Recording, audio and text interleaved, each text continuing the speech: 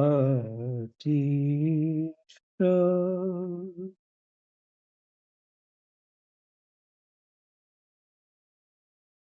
श्री गणेशाय नमः।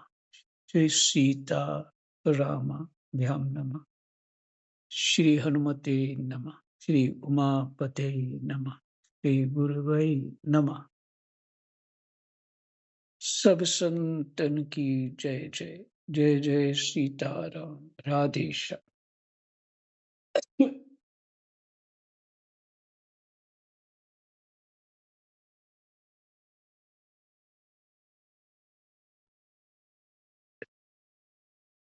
महाराज परीक्षित जी ने जो पूछा है,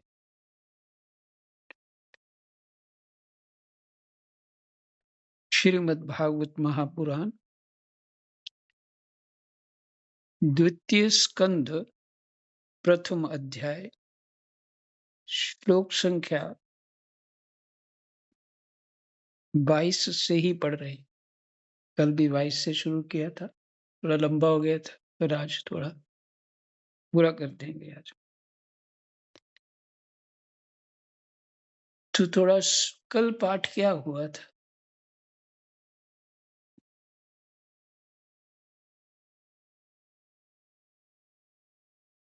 महाराज परीक्षित ने पूछा, ब्राह्मण, धारणा किस साधन से किस वस्तु में किस प्रकार की जाती है और उसका क्या स्वरूप है जो शीघ्र ही मनुष्य के मन का मैल मिटा देती है?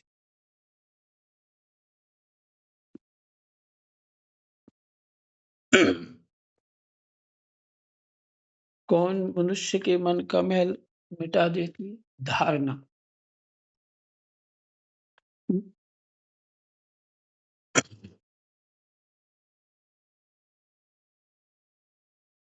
तो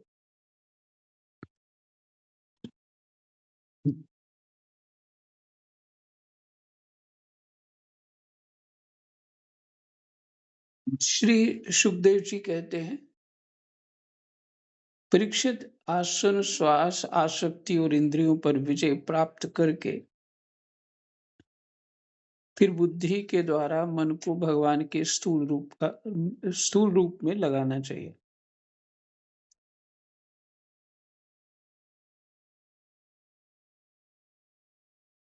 धारणा ध्यान इत्यादि ये कुछ हठ योग जैसा है,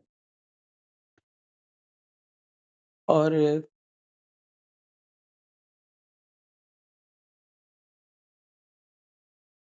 जो अधिकतर आप सबको गुरु लोग बताते हैं वो है नाम जप। कोई दो बाला, एक बाला, जो भी गुरु जी ने कहा उतना मंत्र का जाप करना और स्वाध्याय करना, और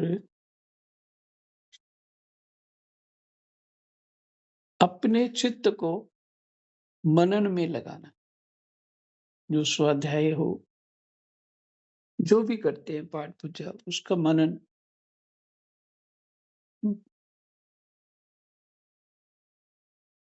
अब जिनका वो रास्ता है, अब उनके लिए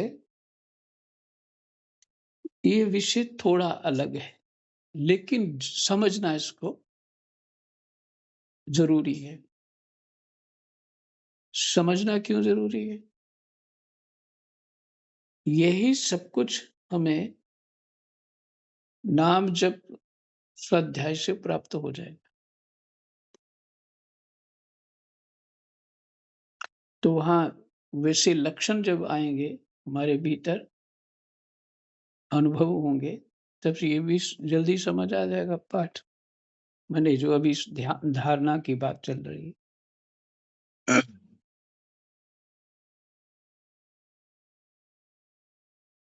जो लोग अपनी सेवा पूजा जो रखी है उसका ध्यान बनाए रखते हैं चित्त में, और उनकी सेवा में सावधान रहते हैं, तत्पर रहते हैं, उनको धारणा अपने आप होगी। अपने ठाकुर जी निरंतर दिखते रहेंगे क्योंकि ध्यान उधर है।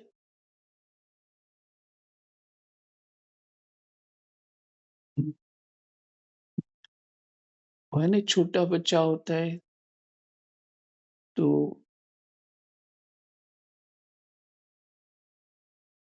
उसको माँ तो घर का सब काम करती है लेकिन ध्यान तो उसी में रहता।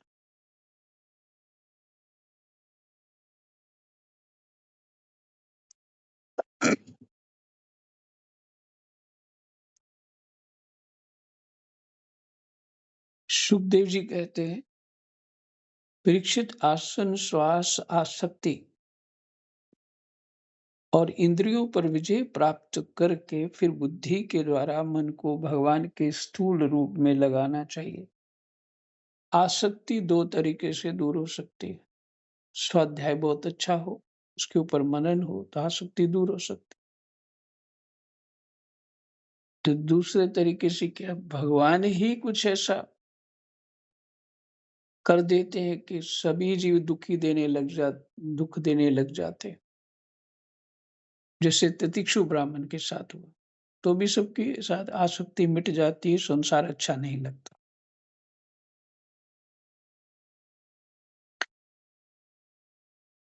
अपने ही लोग बड़ा लाड़ चाव आपसे बड़ा अच्छा व्यवहार कर रहे हों, तो उनसे चित्त आपका हटेगा नहीं।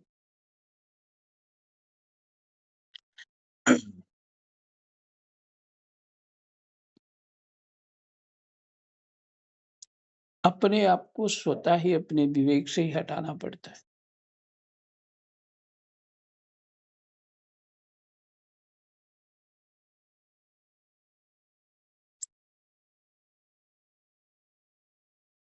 फिर बुद्धि के द्वारा मन को भगवान के स्थूल रूप में लगाना चाहिए। यह कार्य रूप संपूर्ण विश्व जो कुछ कभी था, है वर्तमान में, यह होगा। था मैंने पास्ट हो चुका है। सबका सब जिसमें दिख पड़ता है,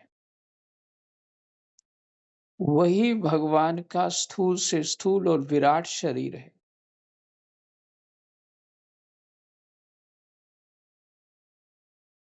सबका सब जिसमें दिख पड़ता है, वही भगवान का स्थूल से स्थूल और विराट शरीर है।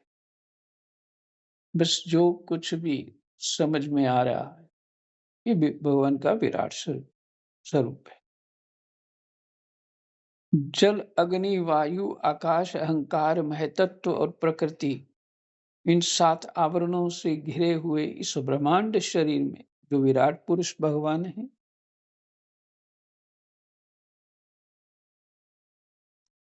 जल अग्नि वायु आकाश अहंकार महतत्व और प्रकृति, इन 7 आवरणों से घिरे हुए इस ब्रह्मांड शरीर में जो विराट पुरुष भगवान हैं, वे ही धारणा के आश्रय हैं।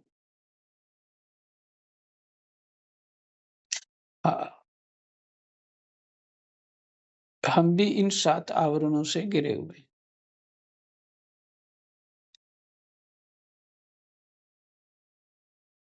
उन्हीं की धारणा की जाती है। तत्वज्ञ पुरुष उनका इस प्रकार वर्णन करते हैं। पताल विराट पुरुष के तलवे हैं, उनकी एड़ियां और पंजे रसातल हैं, दोनों गुल्फ एड़ी के ऊपर की गांठें महातल महातल हैं, उनके पैर के पिंडे तलातल हैं।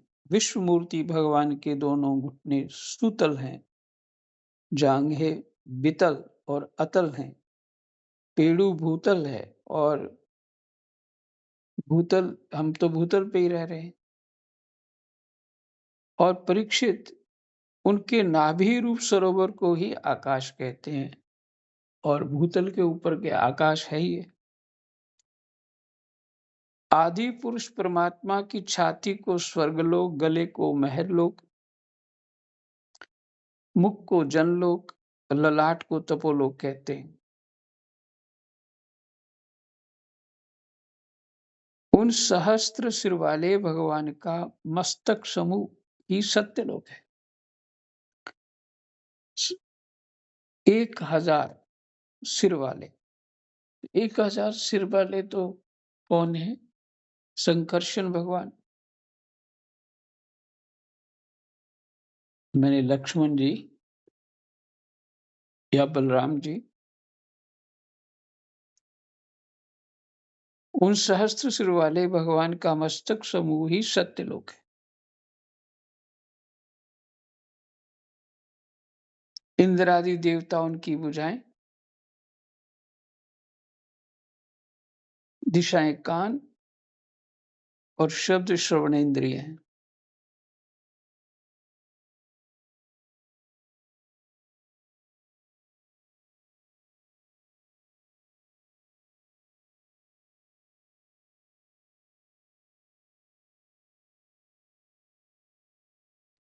दोनों अश्विनी कुमार उनकी नासिका के छिद्र हैं। गंध घ्राणेन्द्रिय है, अर्थात नाक है, और धधकती हुई आग उनका मुख है। भगवान विष्णु के नेत्र अंतरिक्ष हैं, उनमें देखने की शक्ति सूर्य है। दोनों पलकें रात और दिन हैं, उनका भ्रू विलास ब्रह्मलोक है। तालु जल है और जीवारस। वेदों को भगवान का ब्रह्मांड्र कहते हैं।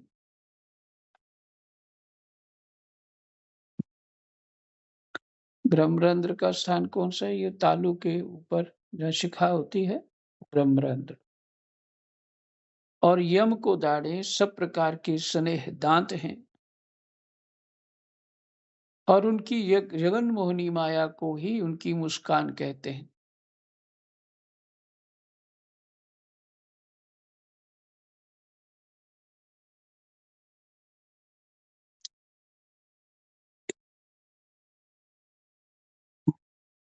ये माया ही उनकी मुस्कान है। यह अनंत सृष्टि उसी माया का कटाक्ष विक्षेप है।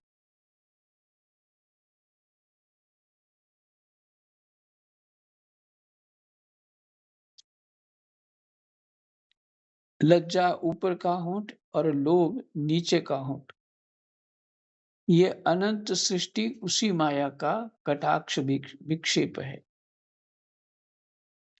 इसी के लिए मैंने आपको कल कहा था कि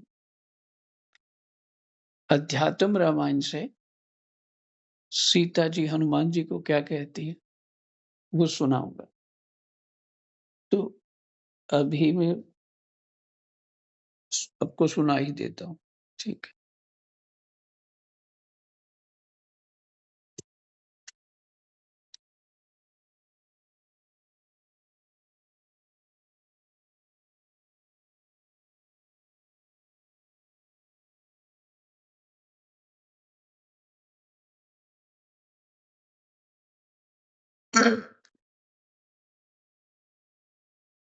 ये अध्यात्म रामायण का सर्ग प्रथम ही है, बालकांड का। पूर्व काल में रामावतार के समय जब युद्ध प्रिय श्री रामचंद्र जी देवताओं के कंटक रूप रावण को संतान, सेना और वाहनों के सहित युद्ध में मारकर सीता, सुग्रीव और लक्ष्मण के सहित हनुमान आदि वानरों से घिरे हुए अयोध्यापुरी में आए, और वहां आकर राज्याभिषेक होने पर वशिष्ठ आदि महात्माओं से घिरकर, वहां ये सभी थे, बहुत सारे वशिष्ठ आदि और उनके जो मंत्रीगण ब्राह्मण थे, अन्य अन्य ऋषि लोग करोड़ों सूर्य की प्रभा धारण कर जब सिंहासन पर विराजमान हुए, उस समय जो सेवा के समस्त कार्य कर चुका है और उनका कोई बदला नहीं चाहता, ऐसे भोगेच्छा रहित महामती हनुमान जी को ज्ञानाभिलाषा से अपने सन्मुख हाथ जोड़े खड़े देखकर श्री रामचंद्र जी ने सीता जी से ऐसा कहा। सेवा का जो बदला नहीं चाहता, जिसने पहले ही मांग लिया मुझे ये चाहिए, तो फिर भगवान उनको अपनी इच्छा से क्या देंगे? तो इनको तो कुछ चाहिए नहीं हनुमान जी को, भक्ति चाहते। तो भगवान जी को जो अच्छा लगा वो देना चाहते। सीते सीता जी को कहा, ये हनुमान हम दोनों में अत्यंत भक्ति रखता है, इसलिए यह निष्पाप है और ज्ञान का सुयोग्य पात्र है। अतः तुम इसे मेरे तत्व का उपदेश करो। तब लोक विमोहिनी जनक नंदिनी सीता जी श्री रामचंद्र जी से बहुत अच्छा कहकर शरणागत हनुमान को भगवान राम का निश्चित तत्व बताने लगी। सीता जी ने कहा, वत्स हनुमान, तुम राम को साक्षात अद्वितीय सचिदानंद घन पर ब्रह्म समझो। ये निस्संदेह समस्त उपाधियों से रहित सत्ता मात्र, मन तथा इंद्रियों के अविषय, आनंद घन, निर्मल, शांत, निर्विकार, निरंजन, सर्वव्यापक, स्वयं प्रकाश और पापहीन परमात्मा ही है। और मुझे संसार की उत्पत्ति, स्थिति और अंत करने वाली मूल प्रकृति जानो। ये सीता जी का स्वरूप, उत्पत्ति, स्थिति और अंत करने वाली मूल प्रकृति जानो। जिसका क्या भाव हो गया? ब्रह्मा विष्णु महेश करते हैं, तो सीता जी ब्रह्मा विष्णु महेश हैं।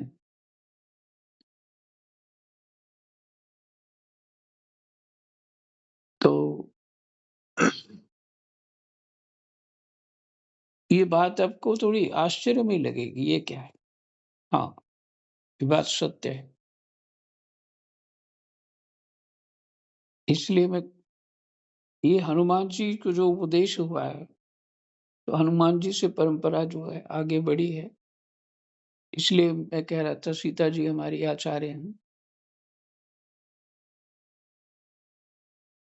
रामानंद संप्रदाय में ऐसा है। तो भी इनकी सनिधि मात्र से की हुई मेरी रचना को, नहीं, थोड़ा पीछे और पढ़ना है। मुझे संसार की उत्पत्ति, स्थिति और अंत करने वाली मूल प्रकृति जानो। उत्पन्न भी मैं करती हूँ, पालन भी मैं ही करती हूँ, और प्रलय भी मैं ही करती हूँ। अंत करने वाली मैंने प्रलय करने वाली। मैं ही निरालस्य होकर इनकी सनिधि मात्र से इस विश्व की रचना किया करती हूँ। इनका मात्र मैं आश्रय लेती हूँ, तो भी इनकी सनिधि मात्र से की हुई मेरी रचना को बुद्धिहीन लोग इनमें आरोपित कर लेते हैं कि ये परमात्मा की रचना है।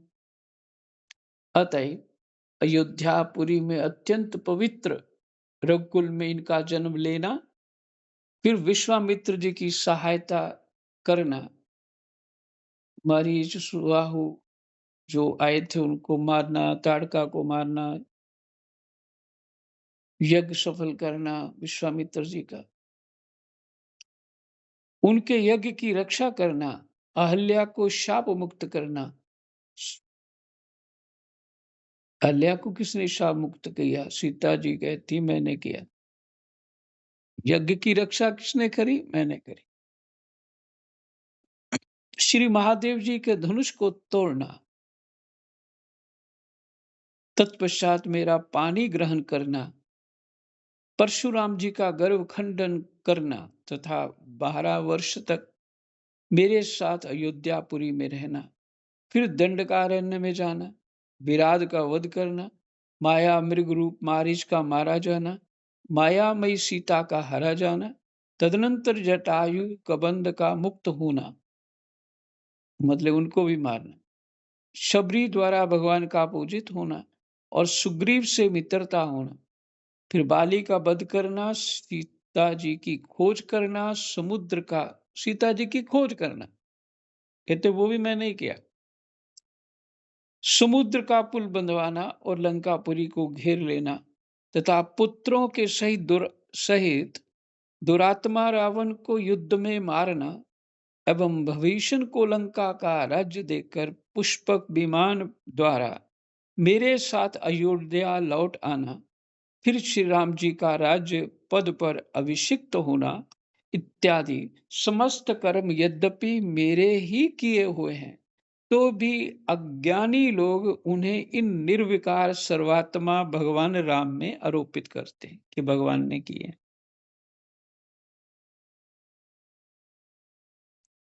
ये है उनका कटाक्ष और विक्षेप।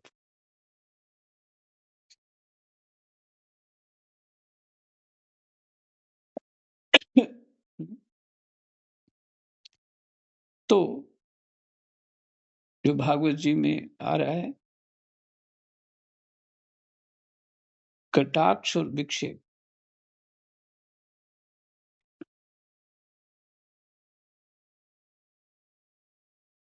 ये राम तो वास्तव में ना चलते हैं, ना ठहरते हैं, ना शोक करते हैं, ना इच्छा करते हैं, ना त्यागते हैं और ना कोई अन्य क्रिया ही करते हैं। ये आनंद स्वरूप अविचल और परिणामहीन है। परिणामहीन है। केवल माया के गुणों से व्याप्त होने के कारण ही ये वैसे प्रतीत होते हैं।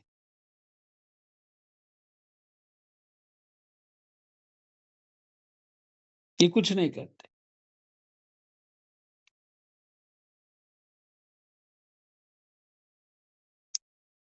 केवल माया के गुणों से व्याप्त होने के कारण ही ये वैसे प्रतीत होते। तो माया के गुणों के कारण तो हम लोग ही है ना, व्याप्त हैं। शरीर भी हमारी माया है। शरीर जो है वो माया ही है, क्योंकि वो गोचर जहां लग माया, तो बाहर भीतर सबको माया ही दिखेगी। लेकिन उसको हम क्या मान रहे हैं? अज्ञान से कुछ और ही मान रहे हैं, क्योंकि गलत दिख रहा है। तुझे इसलिए आपको सुनाया और थोड़ा भागवत जी का पाठ।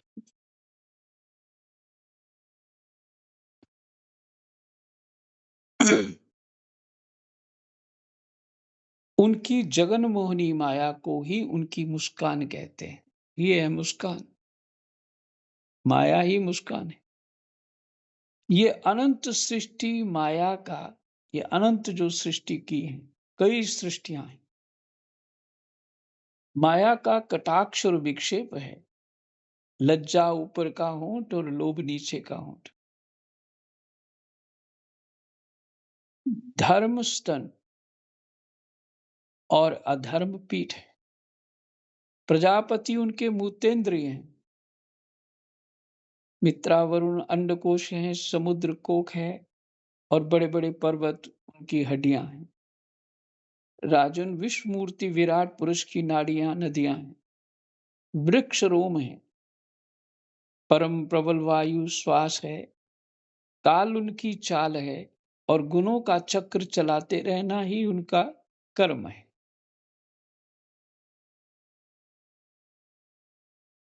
परीक्षित बादलों को उनके केश मानते हैं। संध्या उन अनंत का वस्त्र है। महात्माओं ने अव्यक्त मूल प्रकृति, अव्यक्त क्या है? मूल प्रकृति। जहां भी पाठ अव्यक्त लिखा होगा वहां पे मूल प्रकृति ही समझना चाहिए, को ही उनका हृदय बदलाया। महात्माओं ने मूल प्रकृति को ही उनका हृदय बदलाया और सब विकारों का खजाना उनका मन चंद्रमा कहा गया है। विकार मैंने उत्पन्न करने वाला। महतत्व को सर्वात्मा भगवान का चित्त कहते हैं और रुद्र उनके अहंकार कहे जा गए हैं। घोड़े, खच्चर, ऊंट और हाथी उनके नख हैं। वन में रहने वाले सारे मृग और पशु उनके कटी प्रदेश में स्थित हैं।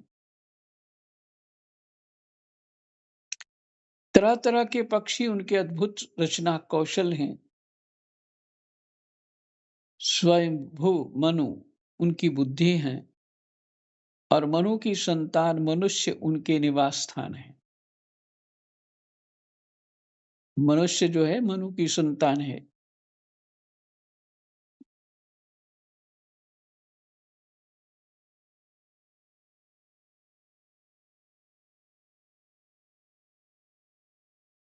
भगवान के निवास स्थान गंधर्व, विद्याधर, चारण और अप्सराएं उनके छड़ आदि स्वरों की स्मृति है। दैत्य उनके वीर हैं। ब्राह्मण मुख, क्षत्रिय वैश्य हैं। राम राम। क्षत्रिय भुजाएं हैं। वैश्य जंघाएं और शूद्र उन विराट पुरुष के चरण हैं। विविध देवताओं के नाम से जो बड़े बड़े द्रव्यमय यज्ञ किए जाते हैं वे उनके कर्म हैं।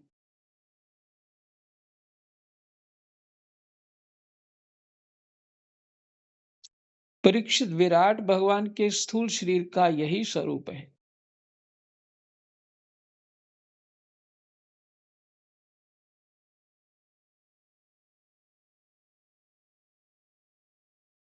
जो मैंने तुम्हें सुना दिया, इसी में मुमुक्षु पुरुष बुद्धि के द्वारा मन को स्थिर करते हैं, क्योंकि इससे भिन्न और कोई वस्तु नहीं है।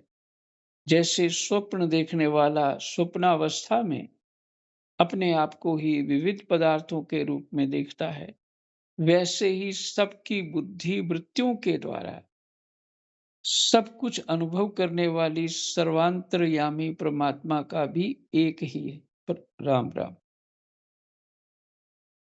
सबकी बुद्धि वृत्तियों के द्वारा सब कुछ अनुभव करने वाला सर्वांतर्यामी परमात्मा भी एक ही है। वैसे ही सबकी बुद्धि वृत्तियों के द्वारा सब कुछ अनुभव करने वाला सबकी बुद्धि वृत्तियों के द्वारा अनुभव करने वाला सर्वांतर्यामी परमात्मा भी एक ही है। सबको अनुभूति भी तो थोड़ी अलग अलग हो रही है, पर जो अनुभव कर रहा है वो परमात्मा ही, वो एक ही है। माने सब में वही है। उन सत्य स्वरूप आनंद निधि भगवान का ही भजन करना चाहिए। अन्य किसी भी वस्तु में आसक्ति नहीं करनी चाहिए। यही तो प्रश्न था कि क्या करना चाहिए।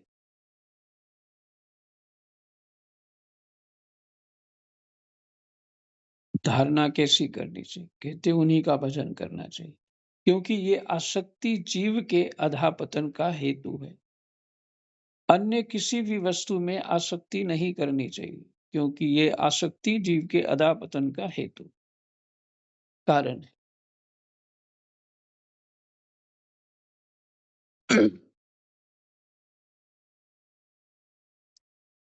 मनन से ही ये सब बातें सब समझ आ सकते हैं।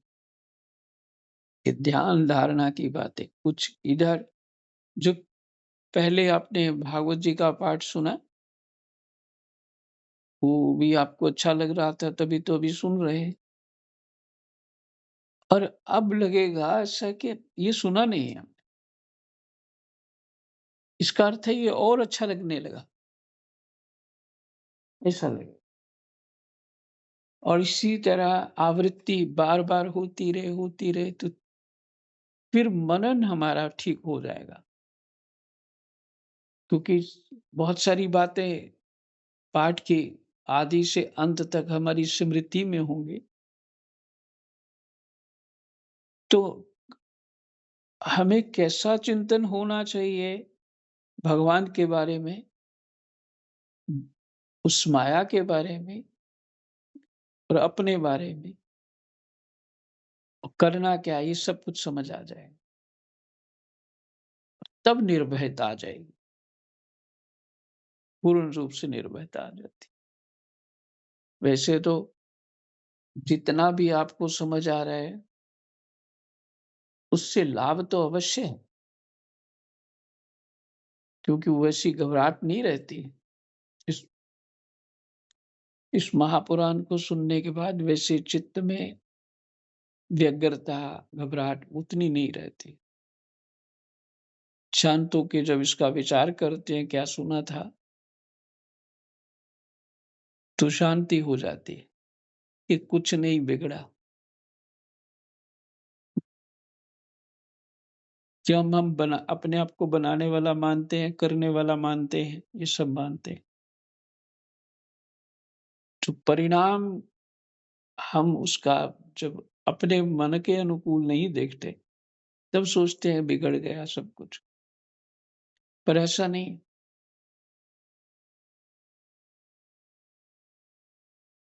क्योंकि आपका स्वरूप सच्चित आनंद है। ये सब माया का खेल है।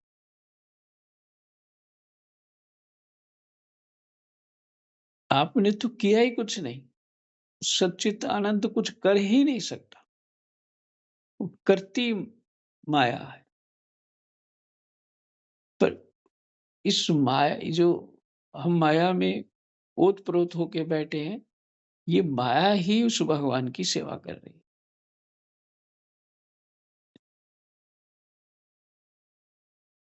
यही विश्राम, समय भी हो गया। आज हमारा प्रथम अध्याय विश्राम, द्वितीय स्कंद का प्रथम अध्याय। कृष्णाय वासुदेवाय हरये परमात्मने प्रणतः क्लेशनाशाय गोविन्दाय नमो नमः। जय जय।